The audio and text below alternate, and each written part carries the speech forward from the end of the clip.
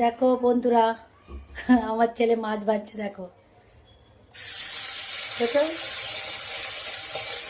ও কিন্তু মাছ ভাজতে পারে। দেখো চলে যা। দেখো পেঁয়াজ কাটছে, হাত ছাড়া পেঁয়াজ কাটছে কেন? আরে দেখো এই মাছগুলো ও ভেজেছে। দেখো কেমন হয়েছে।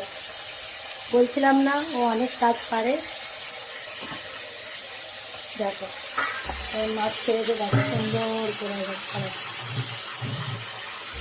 তেল ঝালটা করতে পারবি তো মাছের? ও করে দেবে, করে দিবি। আমার দরকার নেই।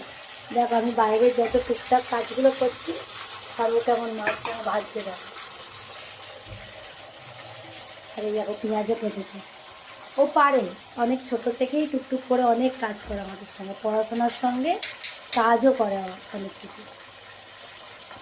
পাপার মতো হয়েছে। ওর পাপাও কিচেনে থাকতে খুব ভালোবাসে।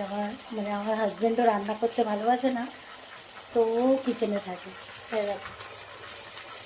ঠিক আছে, চলো রান্না বান্না চালু আছে, আবার দেখা হবে তোমাদের সঙ্গে।